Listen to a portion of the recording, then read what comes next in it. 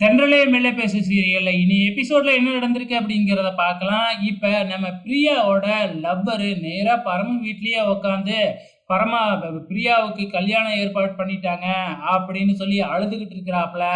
உடனே பரம இருந்துகிட்டு அவரை அழைச்சிக்கிட்டு நேரா பிரியாவோட வீட்டுக்கு தான் போறாப்ல. பிரியாவோட அப்பா அம்மா கிட்ட நியாயப்படி வந்து பாத்தீங்கன்னா கேட்டு பார்க்குறாப்ல நம்ம பரம.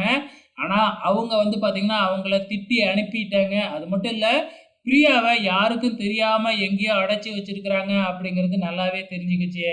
ஸோ, இப்ப பிரியாவோட ஃப்ரெண்ட்ஸுக்கெல்லாம் ஃபோன் பண்ணி பார்க்குறாங்க. ஆனா யாருக்குமே பிரியா இருக்கிற இடம் தெரியல. அதுக்கு அடுத்ததா பரம ஒரு ஐடியா பண்றாப்ல.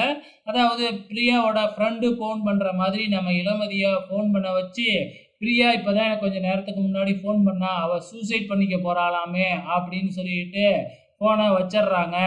உடனே பதறி போய் இந்த பிரியாவோட அப்பா வண்டிய எடுத்துக்கிட்டு பிரியாவ அடைச்சு வச்சிருக்கிற இடத்துக்கு போறாப்ல.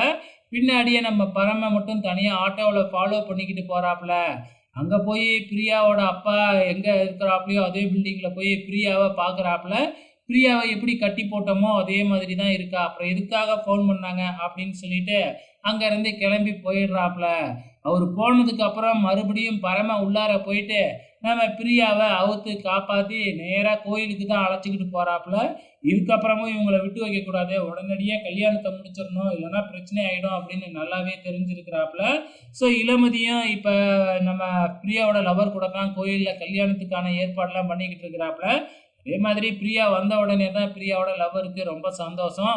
அதுக்கப்புறம் என்ன 2 பேரையும் கோயிலுக்கு சாமி முன்னாடி நிப்பாட்டி ஐயரெல்லாம் வச்சு கல்யாணத்தையும் முடிச்சிடுறாப்ல. இதோட இன்னி எபிசோடு முடிஞ்சிருச்சு. வெயிட் பண்ணி பார்க்கலாம் நாளைக்கு என்ன நடக்க போகுதுன்னு.